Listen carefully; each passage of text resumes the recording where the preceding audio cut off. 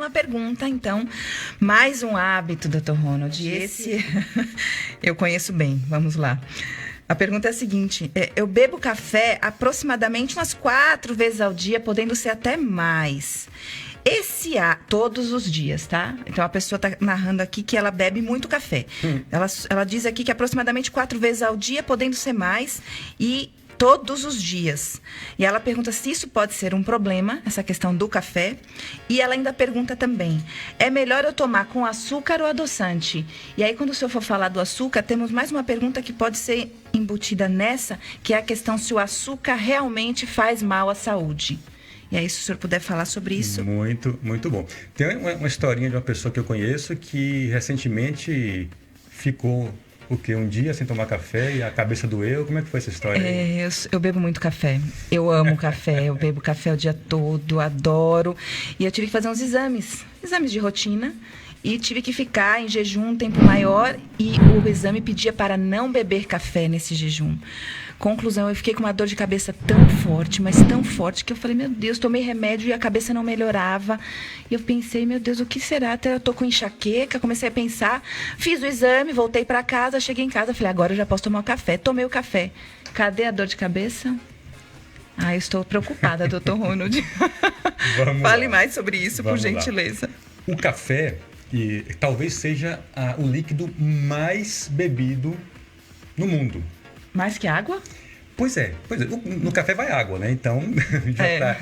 Mas, isoladamente, é possível. Existem dados dos Estados Unidos, que talvez seja o país no mundo que mais estuda, que mais transforma tudo em número, que o norte-americano, no caso, 85% da população toma café todos os dias.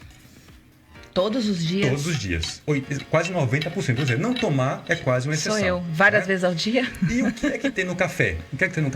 Além do hábito, além da deixa, quando se toma café, nós buscamos o efeito da principal substância do café, que é a cafeína. A cafeína, ela é um estimulante natural. Ela nos deixa, sim, mais despertos, nos deixa mais atentos. Ela nos deixa mais dispostos até fisicamente, naturalmente, em níveis naturais, em níveis pequenos. Só que, como tudo, demais é excesso. E o que seria o excesso do café? O que seria uma quantidade excessiva de café? Corresponde a mais ou menos 400 miligramas de cafeína. Traduzindo isso em xícara, seria mais do que 4 xícaras por dia. Uma xícara normal de 200 ml. Então, de 1 a 4, até 2, 1 a 2 xícaras é uma quantidade pequena. E qual xícara, doutor? Que tamanho de xícara? O volume seria uma xícara de café 200 a 250 ml. Uma xícara grande até. Uma xícara grande, isso. O problema é que existem cafés que são mais fortes, cafés que são mais fracos, então é difícil a gente quantificar isso. Mas, em termos gerais, uma quantidade pequena de café corresponderia a 1 a 2 xícaras. Uma quantidade moderada, 3 a 4, e uma quantidade grande a partir de 5, dependendo de como esse café é feito também. Fato é que isso, em quantidades pequenas ou moderadas, tem efeitos benéficos, sim. Existe um outro trabalho científico também dessa mesma revista New England, de novo, colegas da saúde que quiserem, podem mandar para a gente aqui no nosso comentário no Instagram, no Facebook aqui da rádio, no YouTube, que a gente vai encaminhar esses recente links. Esse artigo do café Esse também? É recente. Ele foi publicado agora em julho. É bem fresquinho. E que ele justamente estudou o efeito da cafeína em vários cenários. E, de novo, a cafeína melhora imunidade, melhora a função cardiovascular, pode melhorar o controle de açúcar porque aumenta o chamado metabolismo basal em 5 a 10%, isso foi quantificado. Então, tem uma série de efeitos benéficos. Naturalmente, o excesso, passando de 3 xícaras, você pode ter desconforto no estômago, porque pode dar uma certa gastrite, esse é o efeito colateral mais comum, e tem o efeito colateral da ansiedade e da perda do sono, especialmente se você ingere o café a partir do meio da tarde até o final da noite. Tiveram alguns trabalhos anteriores a esse, Dr. Ronald, que deixava margem para a gente achar que o café trazia alguns malefícios. Pois é. Por que esse atual ele muda um pouco esse parâmetro de recompensa? É também fácil de entender. Pense um pesquisador que vai avaliar o efeito do café e ele estuda 100 pessoas que tomam café e compara com 100 pessoas naquele mesmo período que não tomam café.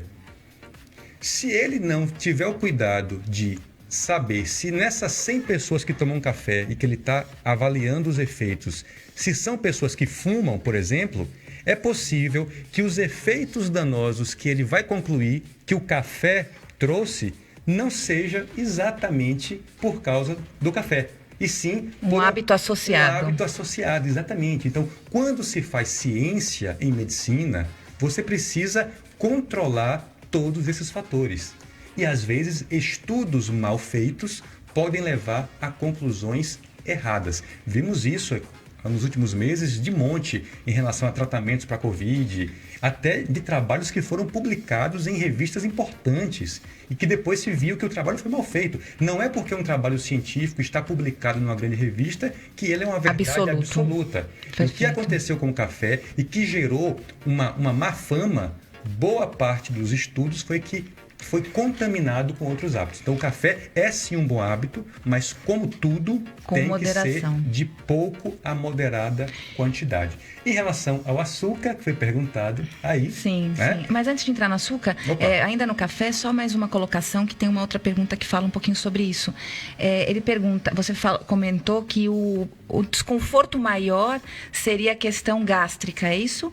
Azias e essa questão de queimação. Então, isso sim pode ser um efeito colateral do excesso do café. Do excesso do café. Que ele pergunta se realmente tem correlação com a azia e com a questão de gastrite. Pronto. Mas como muitos efeitos que foram atribuídos ao café como ruins podem ter sido do cigarro, por exemplo, é possível que a pessoa sinta queimação ou gastrite ou azia não pelo café, pelo que ingere sim junto, pela ansiedade, e sim pelo padrão alimentar do que vem junto com o café. Junto, exatamente. Observar isso, a pessoa tem que observar os seus hábitos para ver e tentar identificar. Nesses trabalhos que nós estamos aqui citando, são trabalhos que tiveram o cuidado de isolar esses outros fatores. Okay. E o café, no saldo, ele é sim positivo na maior parte dos seus aspectos. Existe uma pequena ressalva relacionada ao café expresso, o café não filtrado ou café não coado, que esses cafés de máquina, o café expresso, eles têm uma substância chamada cafestol, só para curiosidade, e que essa substância tende a aumentar um pouco o colesterol. É a única ressalva especificamente ao café o não filtrado. Em quantidade. Também em grandes quantidades. Um expressinho de vez em quando. Isso. Mas, como Tony sempre diz aqui, no coador é melhor, né? Sem coador. Dr. Ronald, fale sobre o açúcar. O açúcar é o combustível do nosso corpo. A energia que nós usamos para... É a gasolina do nosso corpo, né? Então, o açúcar é essencial. O problema, assim como no carro, é o tipo de combustível. Se você bota uma gasolina batizada no seu carro, vai engasgar, vai ter problema no motor. Então, se você ingere o açúcar, quanto mais processado, quanto mais branco, cristalizado, pior, porque ele gera uma quantidade excessivamente alta de energia no momento inicial. Rapidamente. Que não é utilizada, porque você não sai correndo para fazer uma maratona. E essa energia excessiva, ela passa a ser acumulada na forma de gordura. Então, o açúcar ele é importante, mas de preferência açúcares mais naturais. Aí nós temos no extremo o açúcar mascavo, que tem um gosto que muita gente reclama, que parece gosto de cana. Lembra o melaço, Lembra né? o melaço, tá? Aí tem alguns açúcares que são... Demerara, é outro tipo. Menos processado. É lembrar que os mais finos, mais refinados e mais branquinhos são os mais vilões pela rapidez com que ele atua no organismo da gente. E ninguém toma um açuquinho e sai correndo para queimar essa energia rápida que ele acabou de liberar. Então você acumula em gordura.